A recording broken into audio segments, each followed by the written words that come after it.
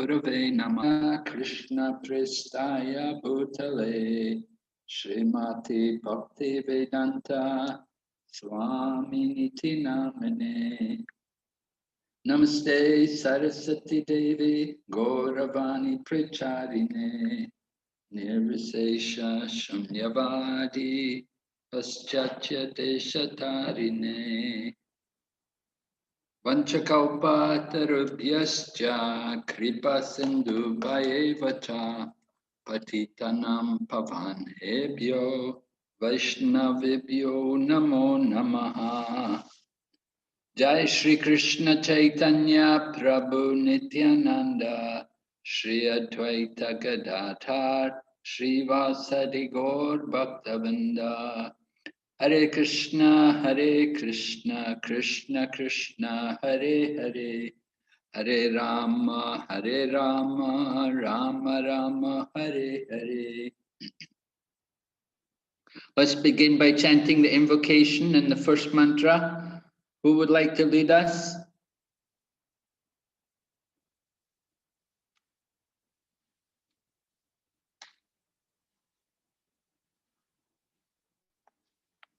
Let me invite someone then. What about Prema Maya Gopesha Prabhu? Please lead us. Chant the invocation. Hare Krishna Maharaj. Hare Krishna. Yes, Maharaj.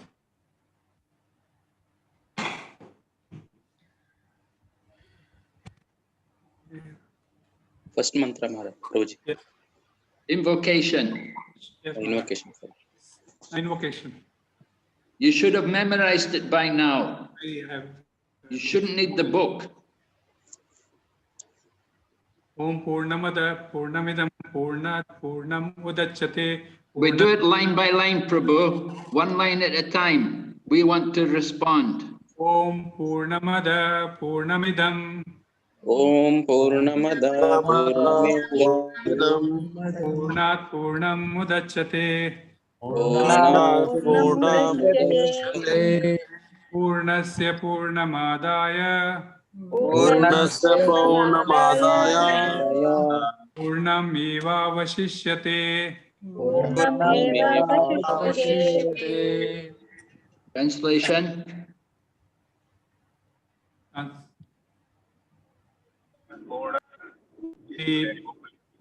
The personality of God is perfect and complete. Because He is completely perfect, all emanations from Him, such as this phenomenal world, are perfectly equipped as complete wholes. Whatever is produced of the complete whole is also complete in itself. Because He is the complete whole, even though so many complete units emanate from Him, He remains complete balance. Okay, very good. Okay, now we'll have Surapagni Ramachandra Prabhu. Chant mantra 1.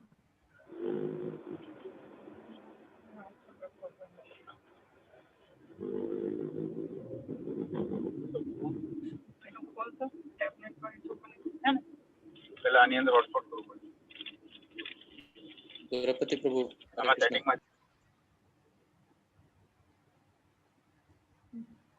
Hare Krishna Surapati Prabhu. Hare Krishna Surapati Prabhuji. You unmute yourself and chant Prabhuji. Or Shreya also. Your daughter can also, if she is. Surapati Prabhu. Hare Krishna. Okay, let's have Dina Pavna Murari.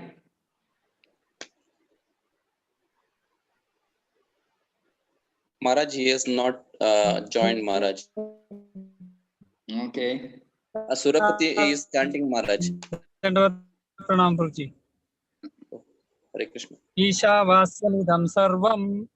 Isha Vasyamidam Sarvam Yatkinja Jagatyam Jagat.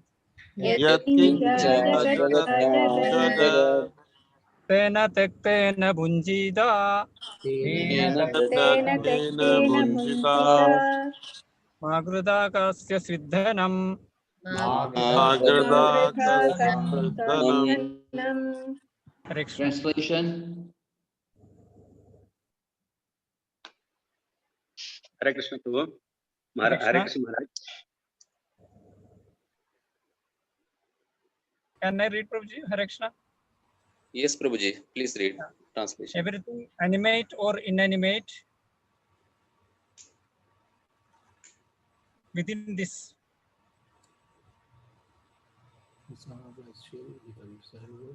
Hare Krishna, Prabhuji. I am in the mobile. I am not able to see. Okay.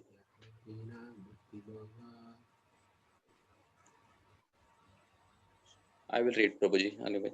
Everything animates that is within the universe is controlled and owned by the Lord. One should therefore accept only those things necessary for himself, which are set aside as his quota, and one should not accept other things, knowing well to whom they belong. Hare Krishna Maharaj. Thank you, Prabhu.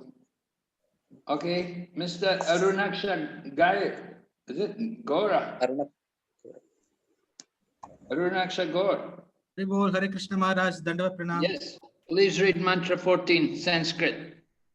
Yes, Maharaj. Just 1 minute, I'll just take that up. Mantra 14. Okay. Hare Krishna Maharaj.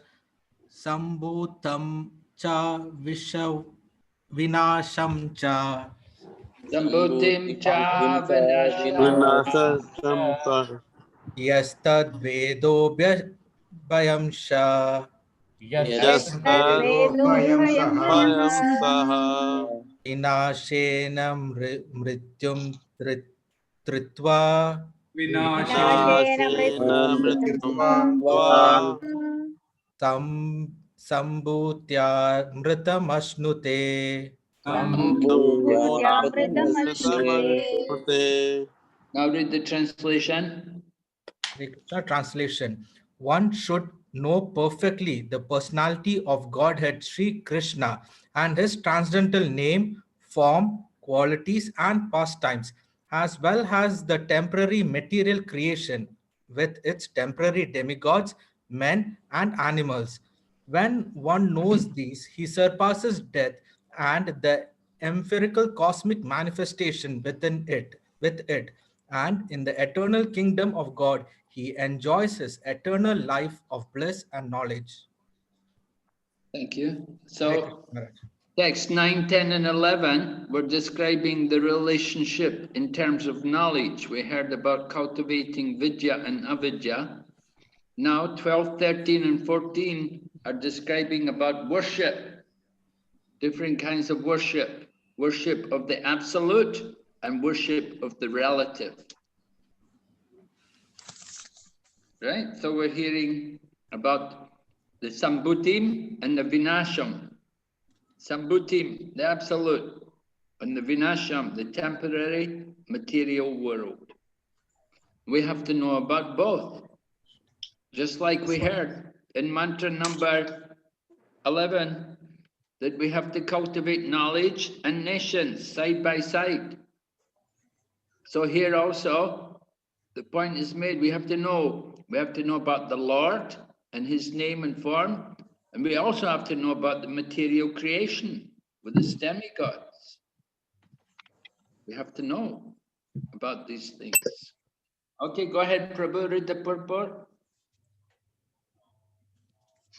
Hare Krishna. Purport. By its so-called advancement of knowledge, human civilization has created many material things, including spaceships and atomic energy. Yet it has failed to create a situation in which people need not die, take birth again, become old, or suffer from disease. Whenever an intelligent man raises the question of these miseries before a so called scientist, the scientist very cleverly replies that material science is progressing and that ultimately it will be possible to render man deathless, ageless, and diseaseless. Such answer proves the scientist's gross ignorance of material nature. In material nature, everyone is under the stringent laws of matter and must pass through the 6 stages of existence: birth, growth, maintenance, production of byproducts, deterioration, and finally death. No one in contact with material nature can be beyond these 6 laws of transformation. Therefore, no one, whether demigod, man, animal, or plant, can survive forever in the material world. Hare Krishna. Hare Krishna. Okay. So very clear. Everything subject to these 6 stages, the demigods and even the plants. All of us, you know, we're all somewhere towards the end, deteriorating. I don't know about you, but I'm at this deteriorating stage. I'm finished with birth and growth and maintenance. I'm not going to have any byproducts, but deterioration goes on very quick. The body deteriorates. Okay, we'll have somebody else read. Mataji's can read. Let's have Bindya Mataji read.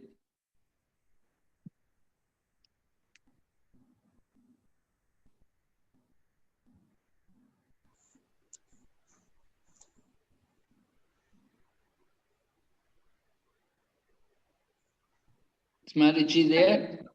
Hare Krishna Maharaj, Dandavat Pranam. The duration of life varies according to species. Lord Brahma, the chief living being within this material universe, lives for millions and millions of years, while a minute germ lives for some hours only. But no one in the material world can survive eternally. Things are born or created under certain conditions. They stay for some time, and if they continue to live, they grow, procreate, gradually dwindle, and finally vanish. According to these laws, even the Brahmas, of which there are millions in different universes, are all liable to death either by today or tomorrow. Therefore, the entire material universe is called Martya Loka, the place of death. So it says Brahma lives for millions of years. I thought Brahma only lived for 100 years. Can you explain? Maharaj, there are different kinds of Brahmas. Oh, really? Yeah, like What do you mean? some are like the Brahma for our Manmantra has 4 heads, but there are 100-headed Brahma, 10-headed Brahma. So does that mean they live longer? Maybe Maharaj, I do not know. You don't know, right? Yeah. It says there are many millions of Brahmas, even the Brahmas of which there are millions. Does that mean that they have a planet of Brahmas? Is there a planet with Brahmas? All Brahmas living there? Brahma Loka? Is Brahma Loka, is that where there's millions of Brahmas living?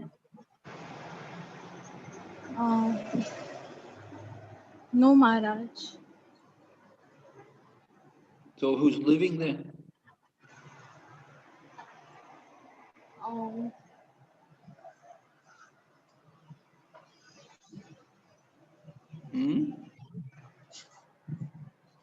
Of course, you're a new devotee. You wouldn't really maybe be sure of this because you're not initiated yet. So I understand you're quite new, right? Someone can help her. What about Subhanga Harini Mataji? Hare Krishna Maharaj. Subhanga Harini. Shubhamai Harini Maharaj. Hare Krishna. Each Brahma's one day is like 84,000 years of hours. So that's why 100 years of Brahma means it is millions. 84, 8 point, that million years will come. 311 yeah, trillion. Yes. So 365 into 84,000 into 100. It will. Where did you get 84,000 from? That is 42,000. Brahma's day is 42,000 years of hours. Really? One day. Brahma's day is 42. I don't know where you got this from. 43,20,000. Hare Krishna Maharaj. 42. Hare Krishna Maharaj. Our Brahma's lifetime 311.04 trillion our years, human being years. How did they calculate that? Where did that number come from? Sahasra Anyway, Yuga. answer my first questions. Is there a planet with millions of Brahmas on it? In Different planets, Brahmaloka, different Brahmas. In Brahmaloka, are there many Brahmas there? No, only only one Brahma. In each Different universe, there universe. is one Brahmaloka. And Yes. Right. In each universe, there's one Brahma. Yes. And Brahmaloka is where that one Brahma resides. Right? yes, So when it says there are millions of Brahmas, what does it mean? that is millions of universes. Right. In each universe, there's a Brahma, right? Okay. And so when they talk about Brahma living for millions and millions of years, what does it mean different Brahmas live longer than other Brahmas? No, in each universe, one Brahma is there. Different universe. How long does Brahma live? Maharaj, terms- 1 year of us is 24 hours of Brahma. That is 1 No, year. I'm not interested in our time. In terms of Brahma's time, how long does he live? 100 years. 100 years, right. He lives for 100 years. With all the different universes, although there's some Brahmas with many heads and some Brahma with just, in our universe, Brahma has only 4 heads, but they live the same. They all live for 100 years of their time. And their time is the same. One breath of Vishnu, right? Yes. Yeah. One breath of Vishnu. And then Vishnu inhales and all the universes are brought inside into the body of Vishnu. So all the Brahmas live for 100 years. So when Prabhupada writes, lives for millions and millions of years, that's in terms of our time. Yeah. Brahma's time is 100 years. So Brahma's year, you said 12 months and 30 days each month. So 360 days in a year. And then one day has how many Divya Yugas? One day of Brahma? One day of Brahma is made up of? 1,000 Chaturyuga. 1,000 Chaturyugas, right. Sahasra Yuga Paryantam Maharyam Brahmano Vidu. 1,000 yugas, 1,000 cycles of the 4 yugas. So if you add up the duration of the Satya Yuga and the Treta Yuga and Dwapara Yuga, Kali Yuga, then it comes up to 4,320 million or something like that. So anyway, you add them up and you get the duration of one day of Brahma. There's 1,000 times that. And that's one day, and then one night is the same duration as the day. So this is the lifetime of Brahma. So Brahma has a very long life, millions and millions of our years, but the tiny germ only lives for a few hours. So what happens with the germ? What does the germ experience? Does the germ also, in the course of a few hours, what happens to the germ? Same six stages. Yeah, they also experience.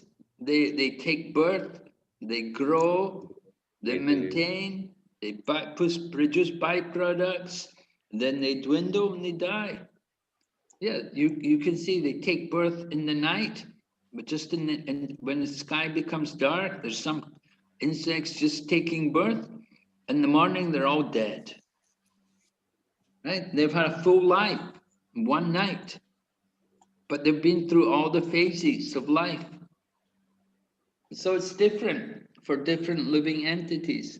We think 100 years, we think, oh, long life, but our life is very short compared to the life of the demigods and to Lord Brahma. Lord Brahma, one day of Brahma is so many millions of years. So everything is very relative in this world, but everywhere there is death in the material world. So Margya Loka, place of death. Go ahead. Somebody else, let's see who's not read. We can have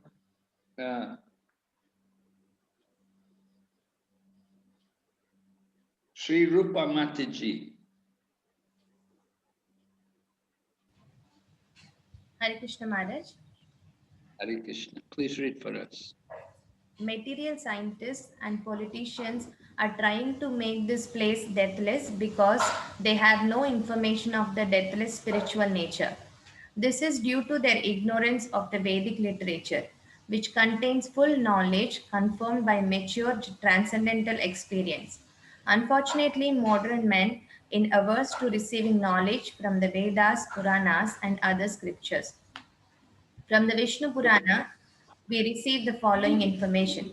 Vishnu Shakti Para Prokta Kshetrajnyakhya Tatha Para Avidya Karma Sangyanya Tritiya Shaktir Ishyate. Lord Vishnu, the personality of Godhead, possesses different energies known as Para, superior, and Apara, inferior. The living entities belong to the superior energy. The material energy in which we are presently entangled is the inferior energy. The material creation is made possible by this energy, which covers the living entities with ignorance, avidya, and induces them to perform fruitive activities. Yet there is another part of the Lord's superior energy that is different from both this material, inferior energy and the living entities. That superior energy constitutes the eternal, deathless abode of the Lord. This is confirmed in the Bhagavad Gita 8.20. Parastasmatu bhavanyo avyakto avyaktat sanatanaha yasa sarveshu bhuteshu nashyatsu na vinashyati. Okay, very good, Manaji. Okay, let me ask you some questions. Do you know why is the living entity the superior energy over the material energy? Because the material energy is a dull matter and the living entities have consciousness. They are part and parcel of the Lord. Right. But why is it that we become, it mentions here that the living entities become entangled in the material energy, the inferior energy. It's inferior, but we become entangled in it. Yes, Maharaj, we get entangled by the three modes of material nature, mode of goodness, passion, and ignorance.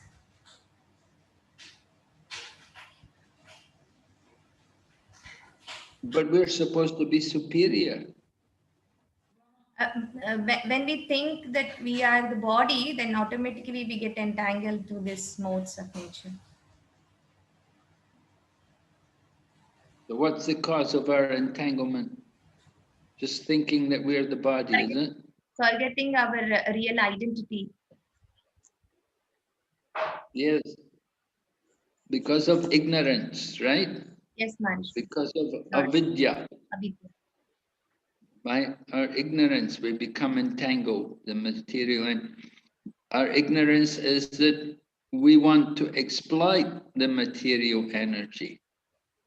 Yes. We want to enjoy it independently of Krishna. Yes. Right? We're told there's a superior energy over both the para and the apara prakriti. There's a superior energy. What is that? The Lord's energy. Yes, the Supreme Lord. He's the superior energy. Right? He's above all that. So the para and apara prakriti, they're his energies. But we're thinking, because we're superior to dull matter, we're thinking the dull matter is for us. It's for our enjoyment. we're not recognizing who it actually belongs to. It's actually all the Lord's property, right? We heard in the beginning. Yes, Maharaj. Okay, thank you. And then Prabhupada quotes this verse from 8th chapter, describing about the spiritual world. There are only 2 verses in Bhagavad Gita mentioning about the spiritual world. This is one. The other one is in 15th chapter. All right, we'll go ahead. Let's have another Prabhu read. Is Mr. Anand Singha there, please? Or is it Arund? No, Yes, Anand. Maharaj. Yeah, is he there? You can read, Prabhu? Yes, Maharaj. All the material planets? All the material planets, upper, lower, or intermediate, including the Sun, Moon, and Venus, are scattered throughout the universe. These planets exist only during the lifetime of Brahma. Some lower planets, however, are vanquished after the end of one day of Brahma and are again created during the next day of Brahma. On the upper planets, time is calculated differently. One of 4 years is equal to only 24 hours. One of our years is equal to only 24 hours or one day and night on many of the upper planets. The 4 ages of Earth, Satya, Treta, Dwapar, and Kali, last only 12,000 years according to the time scale of the upper planets. Such a length of time multiplied by 1,000 constitutes one day of Brahma, and one night of Brahma is the same. Such days and nights accumulate into months and years, and Brahma lives for 100 such years. At the end of Brahma's life, the complete universal manifestation is vanquished. Hare Krishna Maharaj. Thank you, Prabhu. So Prabhupada is describing to us about the lifetime of Brahma. We already covered that, right? Brahma lives 100 years, and in one day of Brahma, there's 1,000 cycles of the 4 ages. The 4 ages last only 12,000 years, according to the time scale of the upper planets. But on our planet, it's millions of years. But on the demigods, it's only 12,000 years. So time is different places. For different living entities, time is different. Okay, we'll go ahead. Let's have Rasha Purna Mataji read.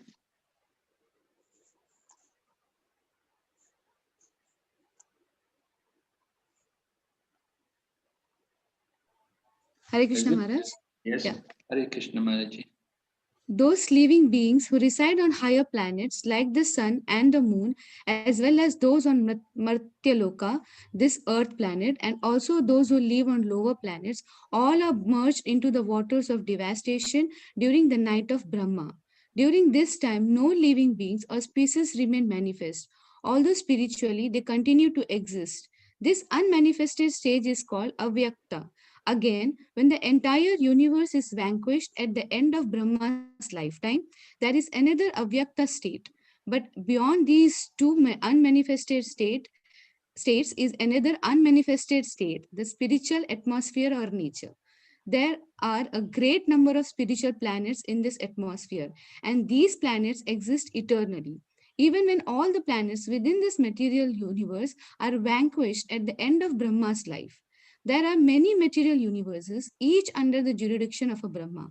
And this cosmic manifestation within the jurisdiction of the various Brahmas is but a display of 1/4 of the energy of the Lord, Ekapal Vibhuti. This is the inferior energy. Beyond the jurisdiction of Brahma is the spiritual nature, which is called Tripad Vibhuti, 3/4 of the Lord's energy. This is the superior energy or Paraprakriti. Hare Krishna. Okay, thank you. So we're told about different devastations, different times where there's where the creation is manifest and where it's not manifest. Right? There are two stages of unmanifest, where it becomes unmanifest. Did you remember the unmanifest? Yes. When does it happen? When Brahma's life is ended, when it comes into end. Yes. And everything is vanquished, like destroyed. Right. At the end of Lord Brahma's life, there's one devastation there. Everything is becomes unmanifest. And there's another one. Per day of Brahma also, Maharaj. Right. At the end of Brahma's day, right?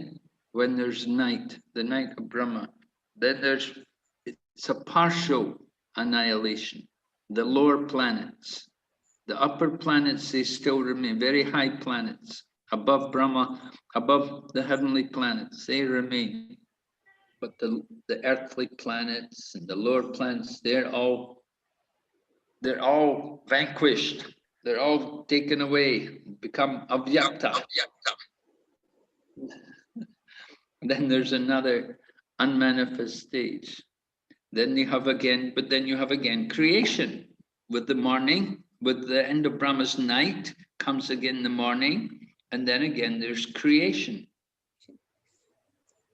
So what about the spiritual planets? When do they have devastation and annihilation? No, it's not there, Maharaj, in spiritual world. What happens there? There it remains as it is. Okay, remains as it is. Yeah, but like spiritual world is not being changed, Maharaj. No annihilation and all. No, is there any day and night? There is, Maharaj. Day and night is there, but there is no annihilation. No annihilation. Eh? They must get very bored after some time, don't they? No, Maharaj, they are serving the Lord, so they are not bored in the spiritual world. They don't want to change? They're happy? Yes, they are happy. Okay. So there are many planets there in the spiritual sky? No, Maharaj, only Vishnu Loka, Brahma, spiritual world. Only the spiritual world. Yeah. And in the spiritual world, how many planets are there? Only one planet, Vishnu Loka. I am confused.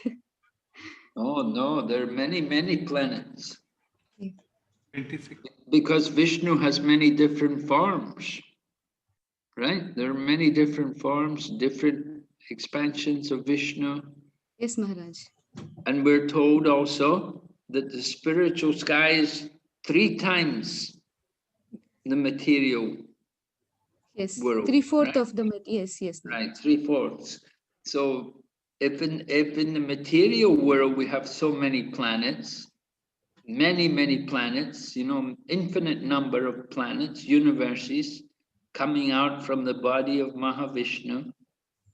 Yes, so in the spiritual sky in Vaikuntha must also be many planets. Yes, Maharaj, right. There are many different planets there, different forms of the Lord, different incarnations. They all have their own planets because each of the Lord's forms are eternal. Okay. So they're all there. in the spiritual world. Different devotees, they go there. You know, there's a planet for Lord Kapila. There's a planet for Lord Partha Sarati. There's a planet, there's the planet for Lord Varaha, planet for Lord Nrsimha, all the different forms of the Lord. They have their places where they reside. So that's the nature of the Vaikuntha. Yes, but Goloka, that's one planet. Yeah. When you go to Goloka, beyond that, beyond Vaikuntha, Goloka. We're not touching on that here. Doesn't mention about that directly in the Upanishads. You know, this Upanishad, this is just the preliminary knowledge, you know, it's just like the introduction, the first step in self-realization. So in the beginning, it was impersonal. We were hearing about the Lord's impersonal feature. But you'll see when we go on to the next verse, the other verses at the end, they're talking more about the personal feature, how the Lord is a person. But in the beginning, it was all impersonal, more impersonal. Okay, we'll go ahead. Let's have somebody read. We can have Mr. Sushanta Samal Prabhu. Is he present? Yes, Maharaj, he is present, Maharaj. Please Sushant read for Prabhu. Sushant. Sushant Prabhu, unmute yourself and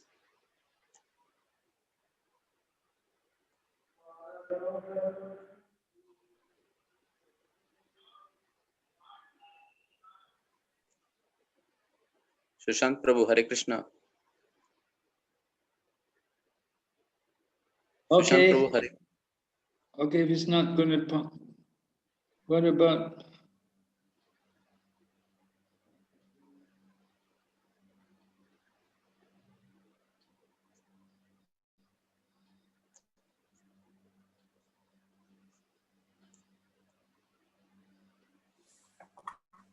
What about Shiva Subramanya?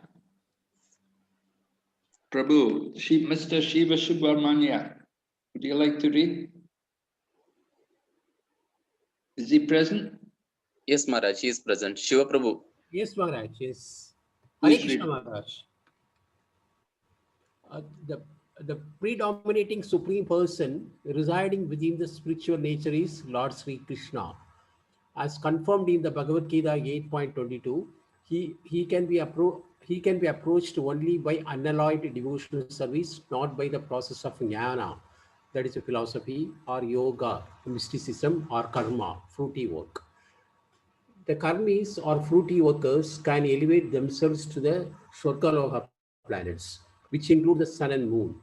Jnanis and yogis can attain still higher planets such as Maharloka, Tapoloka, and Brahmaloka. And when they become still more qualified through devotional service, they can enter into spiritual nature, either the illuminating cosmic atmosphere of the spiritual sky, that is Brahman, or the Vaikuntha planets, according to their qualification. It is certain, however, that no one can enter into the spiritual Vaikuntha planets without being trained in devotional service. Okay, thank you. So Prabhupada is describing to us about the different planets in the universe, right? Maybe you can explain to us, Prabhu, the structure or the arrangement in the universe, this material universe. Yes, Maharaj. The summary is that only those devotees who are doing pure devotional service will be able to go to Vaikuntha planet.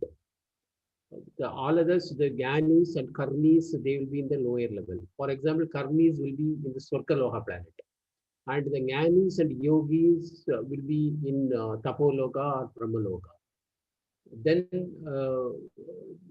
after attaining some realization, they will be able to go to Vaikuntha planet by performing pure devotional service. Yeah, they have to become devotees, right? Yeah. What about the spiritual sky, the Brahman? Who goes there? Yeah. This when they become, that is an intermediate stage before Vaikuntha. The Brahman stage is there. When they become more qualified through devotional service, those people, those jnanis and yogis, when they start doing devotional service, they get into Brahman, the spiritual sky, Brahman. Enter into the Brahman. Brahman. Yeah. That what's going to happen? Are they going to do devotional service there? If they do the service, they will go to Vaikuntha planet. And if they don't do devotional service, they can go to Brahman. Yeah, when they remain at the, see, these jnanis and yogis, the jnanis and yogis, when they do devotional service, and from Brahmaloka and Tapoloka, they attain a state of Brahman, then continue to do the devotional service, they will go to Vaikuntha planet. Yeah, but it depends upon, they have to qualify themselves.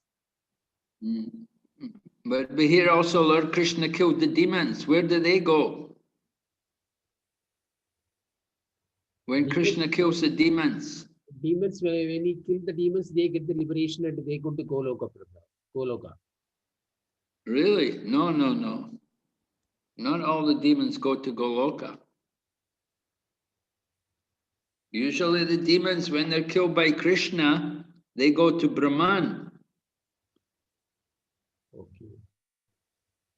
Right? Krishna kills the demons. The demons, they can't go to Goloka. Sayujya. Huh? Sayujya Mukti, Maharaj. Brahman. Brahman only. Yeah, they go to Brahman. They go into the Brahman, they stay there for some time. Then probably they'll come back to the material world. Because Brahman is only theoretical liberation. So the demons killed by Krishna, they get that impersonal liberation. That is into the Brahman, that's Sayujya Mukti. That's the impersonal liberation. So some of the jnanis, as you said, as you correctly said, the jnanis, yogis, they may go to the Brahman also. Because they desire, what is their desire? The jnanis, the yogis, when they go to Brahman, what are they desiring? They desire to get merged with Lord. That is their, generally the jnanis are striving for that. I'm sorry, what are they desiring? No, when somebody is aspiring to get into a Brahman stage, Brahman liberation, their ultimate goal is to, at their level, their ultimate goal is to get merged with the Lord. That is not possible. That is a wrong aspiration. So if they do devotional service, they will go to Vaikuntha planet. But if they don't do devotional service, they go to Brahman. No. But what, that's usually, when they go to Brahman, they want to become one. They want to merge. Yeah. They want that oneness, becoming one. Remember we spoke about the oneness? Yes. Ekatvam anupashyata. Yes. Right? The jnanis, they want to become one. They think they can become one. They think they can give up their identity and become one, simply become the one. Yes. One, they think we're all one. We're all Brahman. They're thinking like that. And they think Krishna's Brahman and Vishnu's Brahman. And they think Brahman is the supreme. Yes. Right? But what does Krishna say in the Bhagavad Gita? Krishna says, Brahmano hi pratistaham amritasya vayash. Krishna says, I am the basis of the Brahman. But they're thinking Brahman is the basis of Krishna. They think they think when Krishna comes, he's come from the Brahman. They don't understand Krishna's position. So this is the problem with the jnanis and the yogis. They think Brahman is the supreme, so they go to the Brahman. They enter the Brahman, they become one. They stay there in the Brahman. And what goes on there? What do they do there? Yeah, they have nothing to do. They remain still, I think. Yeah, they don't do anything. They can't do anything. No, there's no variety, there's no individuality, no engagement, no relationship, just only oneness. So that's why they don't stay there very long. They get fed up. They get fed up. But when you go to Vaikuntha planets, what's going on there?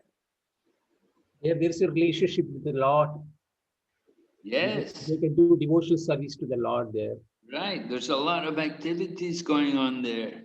Yeah, there's a lot of, and everybody's busy, everybody's active, they're all engaged doing service. But in the Brahman, nothing, just oneness, that oneness. So that Brahman, that's the abode of liberation. But it's not the spiritual world. You're not in the spirit, you're in the spiritual sky, but you're not in the spiritual world. Vaikuntha planets, that's the spiritual world. But the Brahman, that's just the abode of liberation. Okay? Yes, Maharaj. Thank you, Prabhu. All right, let's have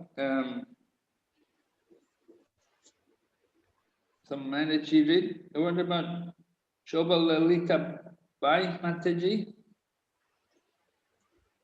Is she present? Yes, you can read Manaji. Yes. On the material planets? On the material planets, everyone from Brahma down to the ant is trying to lord it over material nature, and this is the material disease. As long as this material disease continues, the living entity has to undergo the process of bodily change. Whether he takes the form of a man, demigod, or animal, he ultimately has to endure an unmanifested condition during the two devastations, the devastation during the night of Brahma and the devastation at the end of Brahma's life. If we want to put an end to this process of repeated birth and death, as well as the concomitant factors of old age and disease, we must try to enter the spiritual planets, where we can live eternally in the association of Lord Krishna or his plenary expansions, his Narayana expansions, his Narayana forms. Lord Krishna or his plenary expansions dominate every one of these innumerable planets, a fact confirmed in the Shruti mantras, Eko Vashi Sarvaga Krishna Ideha Ekopi San Bahudayo Vabhati. Gopala Tapan Upanishad 1.21. Okay, thank you. Thank you, Maharaji. So, more information about the nature of these material planets and the spiritual sky. Also, material world, we're all trying to be lorded over. We're trying to exploit, trying to enjoy the material nature. Described in the Bhagavad Gita like that. Because we're trying to lord over the material nature, it gives us a lot of problems. And all of us, we're all guilty. We're all in the same boat. From Lord Brahma down to the ant, the tiny ant. We're all of the same nature. We're here in this material world, and we have this material disease. What is that disease? We want to enjoy the material nature. We want to control. But we're not. We're meant to be the servant. So we have to get rid of this disease. So Prabhupada describes about the devastations and how we have to get out of this world. To get free of old age and disease, we have to enter into the spiritual planets. We don't just want to enter into the Brahman, right? We go into the Brahman, there's no devotional service there. There's no activity there. Of course, there's no old age, there's no disease there, but still, there's no devotional service. There's just the oneness. It's all one. You're all one. You know, it's very, very, what could we say? Impersonal.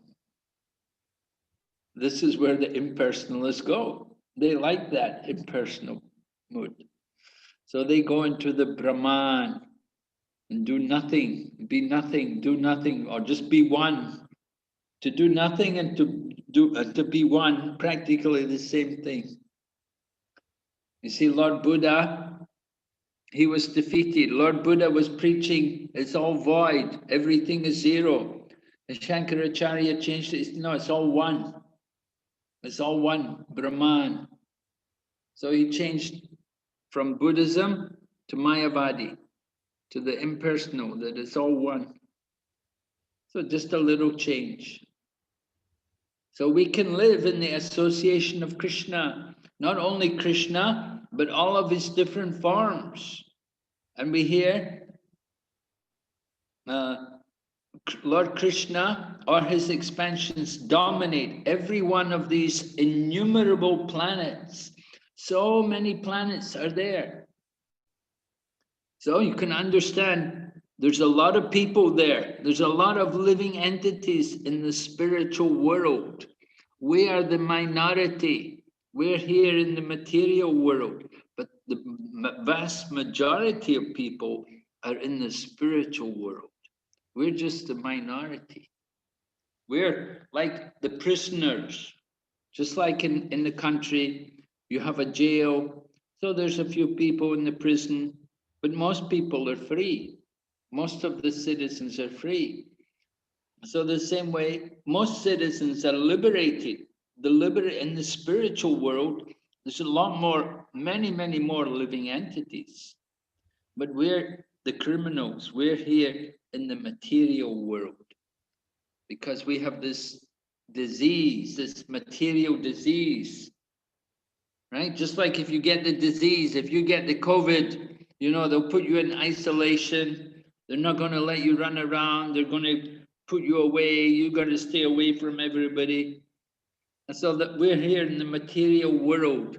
We're all in quarantine here in the material world. This is our situation.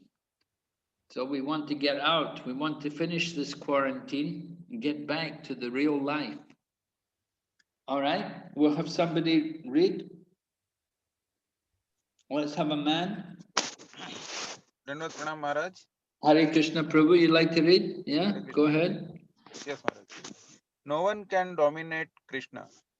It is the conditioned soul who tries to dominate material nature and is instead subjected to the law of material nature and the suffering of repeated birth and death.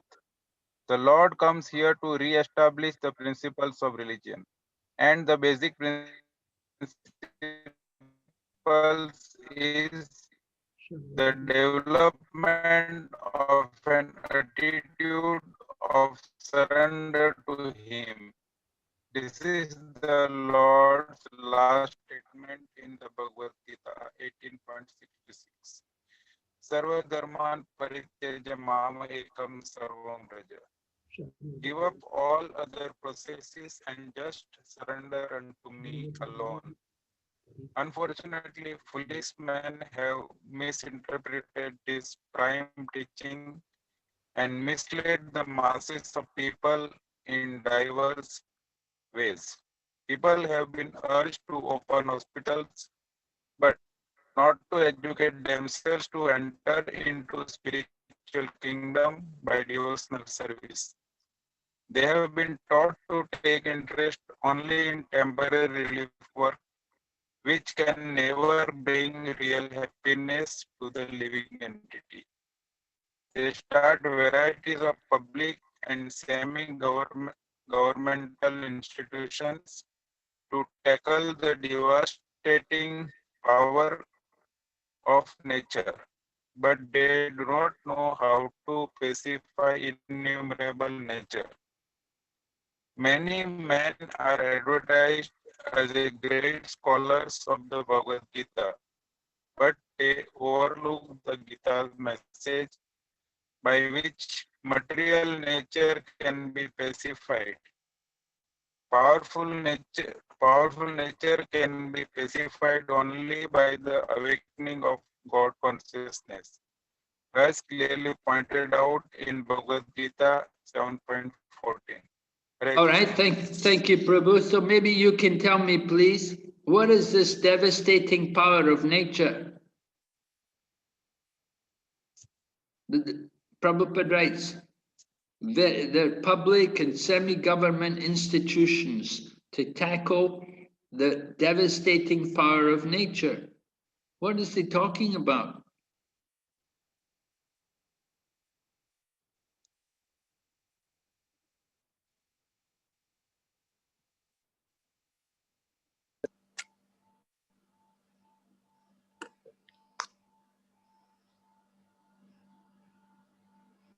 Would someone like to help him?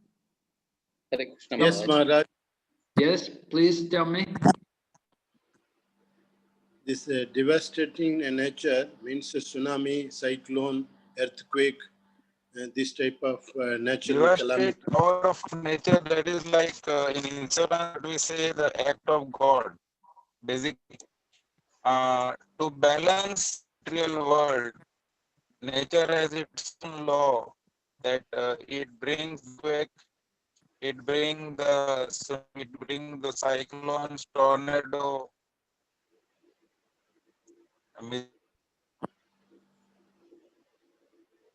So Prabhupada said they don't know how to pacify insurmountable nature. So how are you going to pacify this insurmountable nature?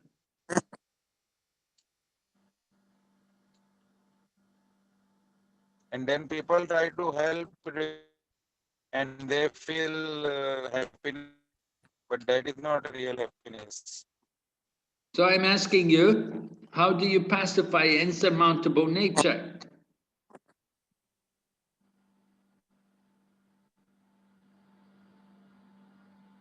Maybe you could fix your mic. Something wrong with your microphone. By surrendering, Maharaj. By surrendering to By doing devotional service, Maharaj. By devotional service to Lord, we cannot dominate material nature. Yeah, Prabhupada writes, powerful nature can be pacified only by the awakening of God consciousness. As clearly pointed out, Bhagavad Gita 7:14. Devotional service, keeping ourselves cool. Do you know the verse 7:14? Bhagavad Gita 7:14. Do you know that verse? Devi Esha Gunamayi Mama Maya Duradyaya. You know the verse?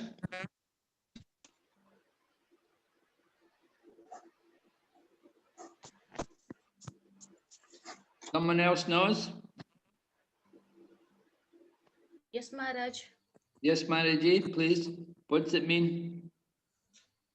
Devi Hesha Gunamai Mama Maya Durataya Mam Eva Sharanam Tam Evam Mama Maya Durataya Mam Eva Ye. Mam Eva.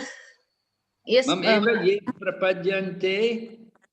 Maya Mevam Durantite. Translation, do you know? Yes, Maharaj. The Krishna Lord says in that verse that I have divine energy, which is material, and it is very difficult to cross over. It consists three modes of material nature. My divine energy consists three modes of material nature, and it is very difficult to overcome or overcross it. But those who come and surrender unto me, they can cross that material energy very easily. I don't remember Krishna mentioning about the three modes of material nature, but he does say it's very difficult to overcome, and by surrendering to me, you can easily cross beyond it. Yes. Okay, this material nature, okay, consisting of three modes of material nature. All right. So how are we going to pacify material nature then? What are we going to do? Just surrender to the Lord. You're just going to say, I surrender? How are you going to surrender? What are you going to do? To love the God, to serve the Lord, to engage all the activities for the Lord only. So tell me, what you're going to do? You just talk, I'm going to love you just tell your husband, I love you, I love you. You don't do any service? What do you do? I cook for food, then I make some dresses, I make garlands, I'll do bath him, make him decorate. Okay, you worship the Lord, right? Yes, You can worship yes. the Lord, make a nice temple for him, put the deity there, worship him. Yes, Maharaj. Anything else you can do? We want to pacify the material nature. What can we do? Chanting. Yeah, big Sankirtan festival, right? Big chanting. Do a lot of kirtan, Harinam Sankirtan. Give the holy name to people. Let them hear the holy name. That is our greatest gift, to give to the world, to give them the holy name. We give them the holy name, we give prasadam, book distribution, all of these things. This way we can pacify the material nature. The world will become a better place, right? If we do all of these things. We don't hear about material nature being very difficult when Krishna's here on the planet. There were no earthquakes, there's no virus, none of these things. When the pure devotee comes, then the planet becomes very, very pious and very cooperative. It yields everything. The planet can yield very valuable minerals and resources, and the planet can be very cruel, very hard. Depends how we deal with it. Because we don't take care of the planet, because we create so many problems. So the material nature has become very difficult to control or to live with. We have so many problems. So we have to do more spiritual activities, try to pacify the material nature. Nice Sankirtan, nice worship of the Lord. Very important. All right, we'll go ahead. Someone like to read? Yes, Maharaj. Dandapana Maharaj. Hare Krishna. Hare Krishna. In this mantra, Sri Isopanisad teaches that one must perfectly know both Sambudhi, the personality of the Godhead, and Vinasa, the temporary material manifestation, side by side. By knowing the material manifestation alone, one cannot be saved, for in the course of the nature, there is a devastation at every moment. Ahani Budani Gachantidaha Yamalayam. Not can one be saved from these devastations by the opening of hospitals. One can be saved only by the complete knowledge of the eternal life of bliss and awareness. The whole Vedic scheme is meant to educate men in this art of attaining eternal life. People are often misguided by the temporary, attractive things based on sense gratification, but service rendered to these sense objects is both misleading and degrading. Hare Krishna. Thank you, Prabhu. So Prabhupada quotes this sloka, ahani ahani bhutani gaschantiha yamalayam. Uttama Krishna Prabhu, are you there? Uttama Krishna? Not there today? He was there, Maharaj. He was there, Maharaj. He is there, Maharaj. Is he? He is, Uttama yeah, he is Krishna? You know this verse? Ahani yahani bhutani gaschantiha yamalayam. You know this one? Uttam Prabhu, Hare Krishna. Anybody know it? Hare Krishna Maharaj. Yes, do you know this verse? Yes, Maharaj. Even in the Pandavas, when they are in exile, this they want to drink the water. That time, this Yaksha asked the question to Yudhishthira Maharaj. Right. What does he ask? What question did he ask him? What is the most wonderful thing most wonderful things in the world? Right. And Maharaj Yudhishthira answers like this, right? Yes, Maharaj. Maharaj Yudhishthira says, most wonderful thing that everybody has to go to, everyone has to die. You have to give up the body. We all have to go to the temple of Yamaraj. But nobody's thinking like that. Thank you. This is wonderful. This is the most wonderful thing. Although we see everybody else died, we're not thinking we will have to die. We're not preparing ourselves. We have to go to Yamaraj. We have to go and see him. So we have to get ready. We have to prepare for giving up that body. So this is the nature of the material world. Devastation every moment. We said at the end of the day of Brahma, devastation, at the end of the life of Brahma, but there's also devastation at every moment. No one can be saved from these devastations by the opening of hospitals. Right? We open hospitals, people just die there. I don't see, our devotees go there, I don't see anybody getting, they all die, they just go there, they die there. Prabhupada told us, he said, don't give me to the doctors. He said, they'll just do tests. And he blessed one devotee. One time when Prabhupada had gone to America, he was not well. The devotees were worried. They took him to a hospital. But then devotees decided that the people in the hospital, the doctors, they didn't know what they were doing. They were just doing tests. So devotees decided, we'll take Prabhupada out of the hospital. So Prabhupada wanted to go out. He didn't want to stay in the hospital. And the devotee who took Prabhupada out, Prabhupada blessed him. He said, because you took me out of the hospital, you will not die in the hospital yourself. And amazingly enough, that devotee, his name was Brahmananda. Brahmananda, he didn't die in the hospital. He just collapsed. He was in Vrindavan, and they were actually going to take him to Delhi, to the hospital, but he just collapsed before he went, and he left his body like that.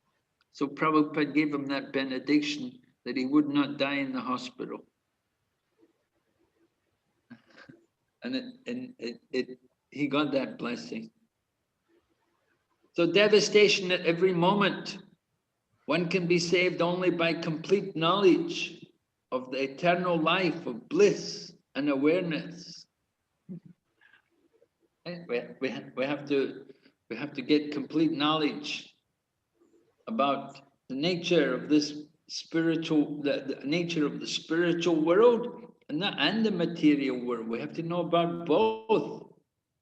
So in Bhagavad Gita, Krishna tells us about the spiritual world. Does anyone remember? What does Krishna say about the spiritual world in the Bhagavad Gita? Maharaj, Dukhalayam. Well, that's the material world, right? Material world is Dukhalaya, yes. What about the spiritual world? Maharaj, na tad bhasete suryo na shashanko no pavaka yadgatan nivartante taddama paramam mama. Yes, very good, right. Tell us the translation. There is no sun, or there is no electricity, nor there is no fire in this There's my no need, material. no need of sun No, or no moon. need. Why No. not? Because the effulgence from the Krishna itself is illuminating the whole. Right, everything is so effulgent. Everything is effulgent, naturally effulgent. So no need of sun or moon. So Prabhupada said, just think, no electricity bill. Prabhupada saw how much, so many countries very cold. You have to spend so much money for heating, to heat the water, to heat the house. So Prabhupada said, just think, you go to the spiritual world, no electricity bill. Very nice, good place. So that's the spiritual world. So we know about these things. People are often misguided by temporary, attractive things based on sense gratification. But service rendered to the sense objects is both misleading and degrading. Service rendered to the sense objects, right? The sense objects, who remembers what are the sense objects? When we talk about the sense objects, do you remember? You have to get used to this language, you see. Prabhupada always uses these terms. In the Bhagavad Gita, you must have seen it also, the sense objects. We have the five senses and we have five sense objects. Do you remember? What are the sense objects? Maharaj, smell. hearing, smelling, sense, and I think form. Yeah, Taste, form. Okay, you got them now. Yes, hearing, seeing, smelling, tasting, and touching. So Prabhupada said, service rendered to these sense objects is both misleading and degrading. What does Prabhupada, what does he mean?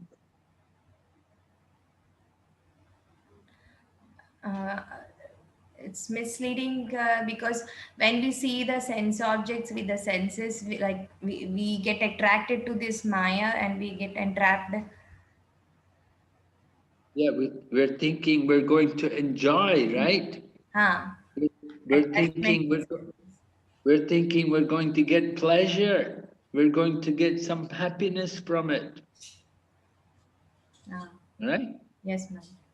And you may get pleasure, but very short pleasure, not for very long, temporary. And degrading also. Degrading. That because we cannot control our mind and senses, we often do the things which we shouldn't be doing. We see sometimes people, they eat things or they drink things, uncontrolled senses.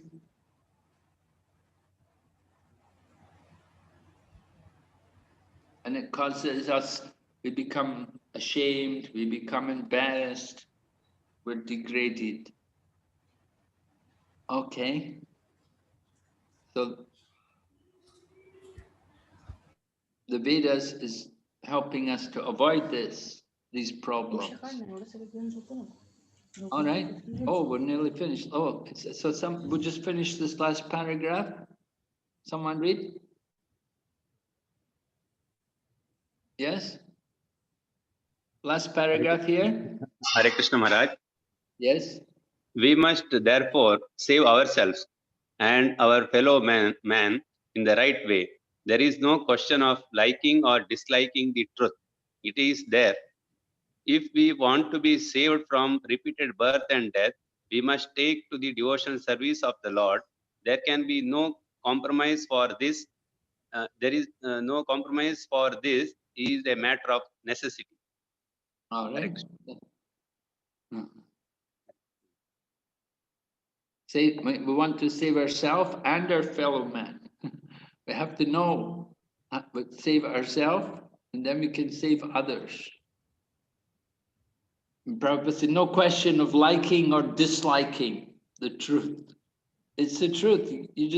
We have to accept it, whether you like it or not. That's not the point. But we have to accept the truth.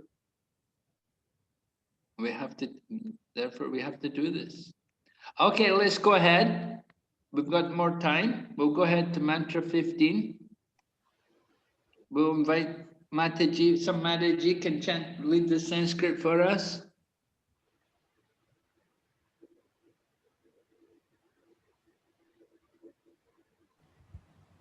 Hare Krishna Maharaj. Hiranmayena patrena. Hiranmayena patrena Satyasyapi hitam mukham.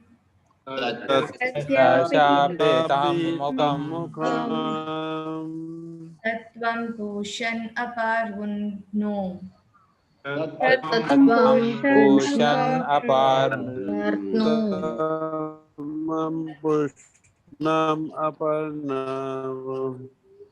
Satyadharmaya drishtaye.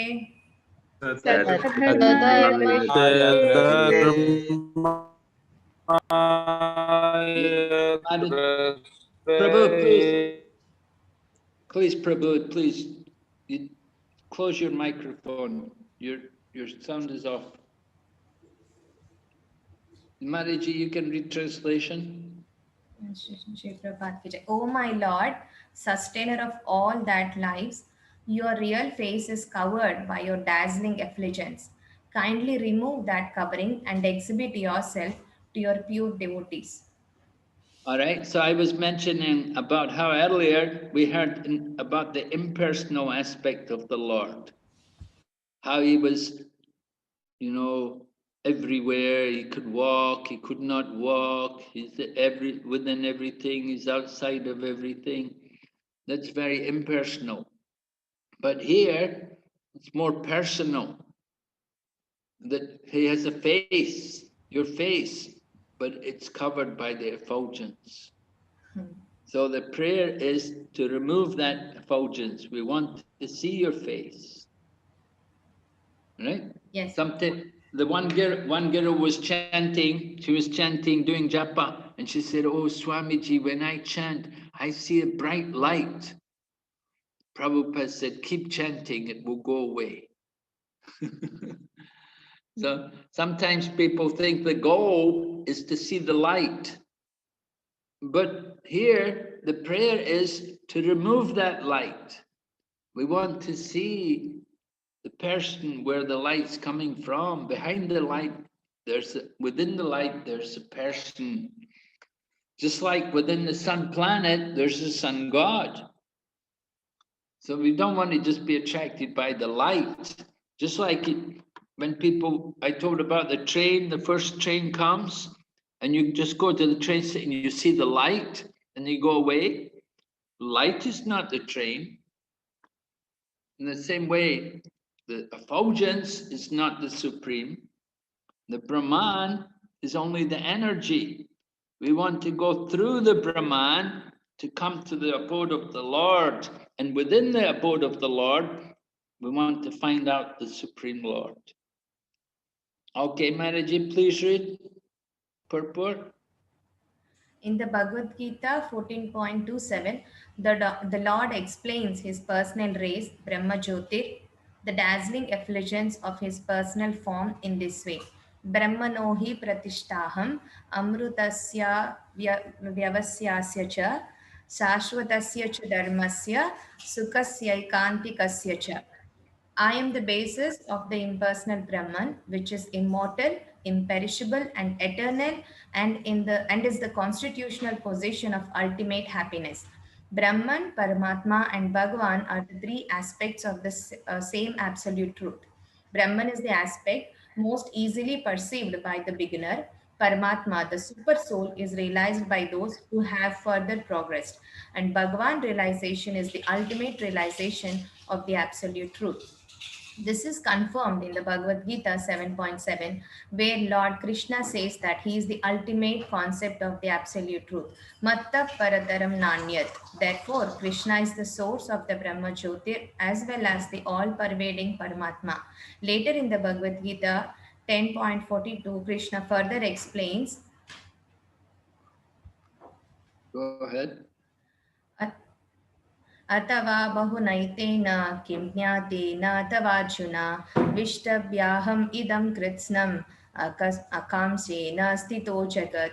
But what need is there, Arjuna, for all this detailed knowledge? With a single fragment of myself, I pervade and support this entire universe. Thus, by his one plenary expansion, the all-pervading Paramatma, the Lord, maintains the complete material cosmic creation. He also maintains all manifestations in the spiritual world. Therefore, in this Shruti mantra of Sri Isopanisad, the Lord is addressed as Pushan, the ultimate maintainer. Hare Krishna. All right. So Mataji, maybe you can tell us, so if we want to realize the Lord, so we have to realize Brahman first, and then Paramatma, and then Bhagavan. Not necessarily marriage. By the mercy of the devotees, we can directly realize the Bhagavan realization. Bhagavan. And then what about the Brahman and Paramatma? Brahman, actually, the Jnanis, they like concentrate more on the Brahma Jyotir, because the impersonalists, they think the Lord has no form. And the yogis, their goal is to reach have darshan of the Paramatma seated in their heart. But don't we need to know anything about the Brahman or the Paramatma? Yes, Maharaj, we need to know, because these three are both Brahman and Paramatma, also the expansions of the Lord. So we should have the knowledge. So how do we get that knowledge? From the scriptures, by reading the scriptures. Yeah. And from getting the knowledge from our guru. Yes. We could also say, one who knows Bhagavan, if we know Bhagavan, they know. Yes, Maharaj. Huh? When you know Yes. the Bhagavan form, automatically we know about the Brahman and the Paramatma also. Yes. What's the example to give? Prabhupada gives the example of sun, the sun rays, the sun disk, and the sun planet, the sun god himself. Okay. So the sun rays is compared to the Brahman, and the sun disk is Paramatma, and the sun god himself as the Bhagavan form. Yeah. So if you know the sun god, you have to know the sun planet, right? You have to know the sun rays and the sun planet. Yes, Maharaj. One who has $100, he also has $50. He also has $10. It's all included in the $100. Yes. The one who knows Bhagavan, he also knows Brahman, Paramatma. But we don't have to worship the Brahman and the Paramatma. We simply worship the Bhagavan. So this is a very important verse there at the end of the 14th chapter. Krishna saying, I'm the basis of the Brahman. I've seen some people worship the Brahman, the Gyanis, the yogis, they're Mayavadis, they worship the Brahman as the supreme. They don't accept Krishna as the supreme. And they think the Brahman is the cause of everything. And Krishna also, they will say Krishna is from the Brahman. But Krishna says the other way around. So this is the problem, you see, they don't accept Bhagavad Gita. If you argue with people from Ramakrishna Mission, they're Vedantists, and they don't accept Bhagavad Gita, they will accept Mundaka Upanishad. And Mundaka Upanishad talks about the Brahman, doesn't talk about Krishna. So it's difficult dealing with these different people. Not everybody's going to accept Bhagavad Gita. We quote the Bhagavad Gita, but they would say, no, I don't accept Bhagavad Gita. They want to hear Vedas. So we have to be careful. Be better to avoid them. Anyway, we're trying to teach people the message of Krishna consciousness. It's not easy. Kali Yuga, nobody will accept defeat. So we don't waste our time arguing. We just let them chant Hare Krishna and take prasada. Very powerful, these two things. The chanting of Hare Krishna and prasada.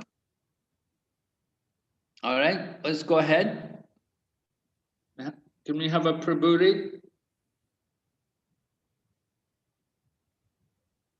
Some gentleman, kind gentleman, please read. Hare Krishna Maharaj. Hare Krishna. Personality of Godhead Sri Krishna is always filled with transcendental bliss, Anandamayo Bhashyat. When he was present at Vrindavana in India 5,000 years ago, he always remained in transcendental bliss, even from the beginning of his childhood pastimes. The killing of various demons such as Aga, Baka, Putna and Pralamba were but pleasure excursions for him. In his village of Vrindavana, he enjoyed himself with his mother, brother and friends. And when he played the role of a naughty butter thief, all his associates enjoyed celestial bliss by his stealing. The Lord's fame as a butter thief is not reproachable, but by stealing butter, the Lord gave pleasure to his pure devotees. Everything the Lord did in Vrindavana was the pleasure of his associates there. The Lord created these pastimes to attract the dry speculators and the acrobats of the so-called Hatha Yoga system who wish to find the absolute truth. The childhood play. Okay, no, wait. Okay. Okay, personality of Godhead is filled with transcendental bliss. Anando Maya Bayasat. What does this mean? Lord Krishna is always always in Ananda. Yes.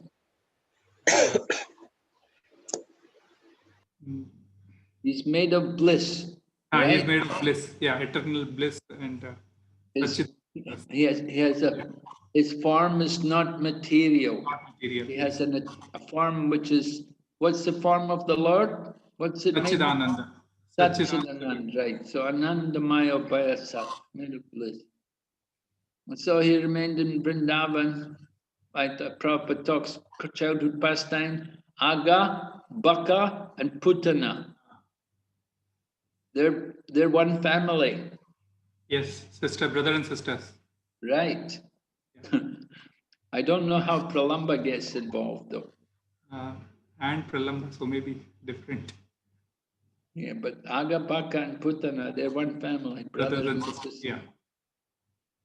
And Krishna killed them, and Prabhupada said, pleasure excursions. And he was in, it was all his pleasure. So the demons killed by Krishna, they're killed by Krishna in his Vasudeva form. Yes, ma'am. The Shamsundar Krishna, he doesn't kill the demons. That's Vasudeva Krishna doing the killing of the demons. Yes, ma'am. Then he talks about Krishna as the butter thief, stealing the butter. Why is he doing the... And Prabhupada said, his... Huh? Pleasure to his pure devotees. Yeah, they said the Lord's fame as a butter thief is not reproachable. There's no fault in it, right? Usually if we steal something, we get criticized, we get punished. It's a crime. But why is it not a crime for Krishna?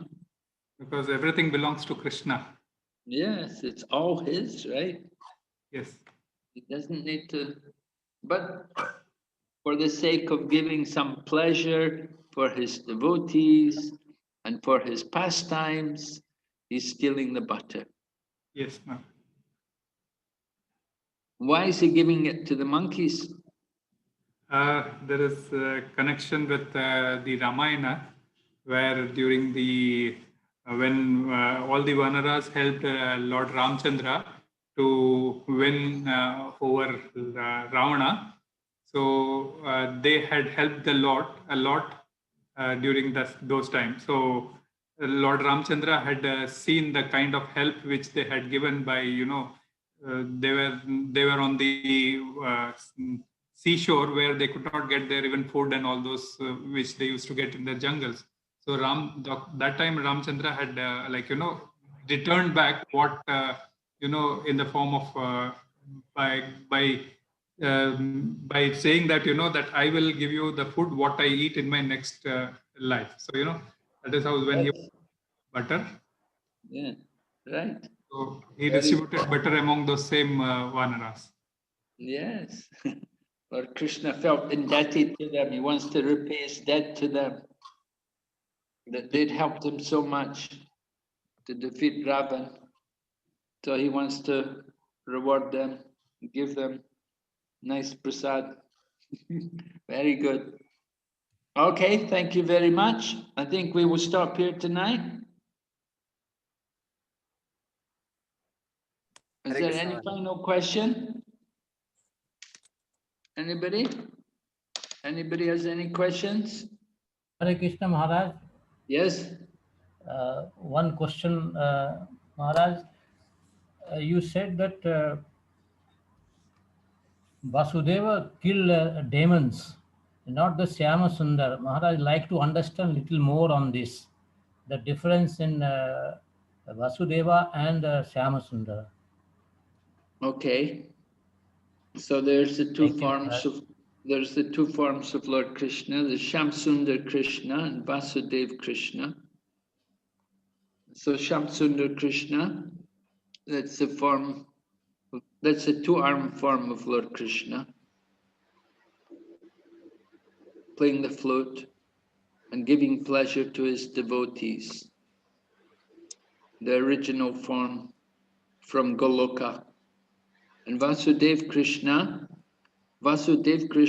is the form of Krishna which is coming from Vishnu. It's a subordinate expansion of Krishna, the Vasudeva Krishna, like the four-arm form of Krishna. Like Vasudeva Krishna appears as the son of Vasudeva and Devaki. Vasudeva Krishna comes as the son of Vasudeva and Devaki. And he's worshipped by Vasudeva and Devaki in the prison of Kamsa. He appeared in his four-armed form. And then that child was taken over to Nanda Maharaj there. And Shamsundar Krishna, he's born to Mother Yashoda and Krishna. Mother Yashoda and Nanda Maharaj. So Shamsundar Krishna is the original supreme form, And that Vasudeva Krishna form enters into the Shamsundar Krishna form for the childhood Leela of Krishna.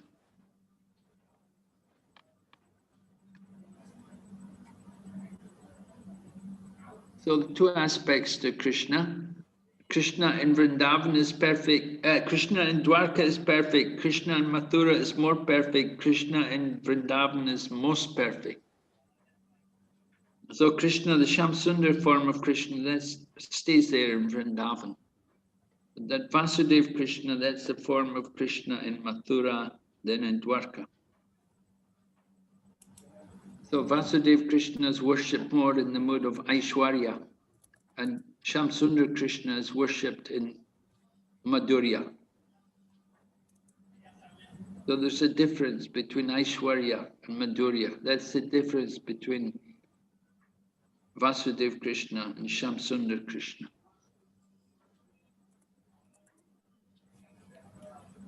Okay? Hare Krishna Maharaj, thank you. Okay, so thank you very much. Hare Krishna Maharaj. Yes, Prabhu? Dandavat Pranam Maharaj, my apology, today I had a problems in my mic. So you asked me to, one time I could not respond. I'm sorry, I had a problem in my mic, but I was hearing from the beginning. So please forgive me. Okay, I'm glad you were hearing. That's good. Thank you very much. It's good you turned off your mic, because sometimes the mic, if you leave it on, it makes big No, not turned off. I had a problems in my mic. Even when I was on, I could not. I was telling you, like you asked me from Yudhishthira Maharaj that sloka. I was trying to tell you, but unfortunately my mic has problem. Even I was telling you, could not. No one can hear me. No, okay. I'm sorry. Okay. Technical glitch. Okay, no problem. Hare Krishna, Srila Prabhupada ki. Jai. His Holiness Bhakti Vigna Vinashaya Nrsimha Swami Maharaj ki. Jai. Srila Prabhupada ki jai. Jai. Hare Krishna. Our Trivanga Prabhu's birthday, isn't Today. it? Yes, Trivanga Prabhu. Trivanga Prabhu. Happy Krishna Trivanga conscious Gopal birthday. Prabhu. Happy Krishna conscious birthday. Happy Krishna conscious birthday, Prabhu. Happy Krishna conscious birthday, Prabhu. Krishna's birthday. Trivanga Prabhu. Everybody is saying happy Krishna conscious birthday. I will not say Krishna.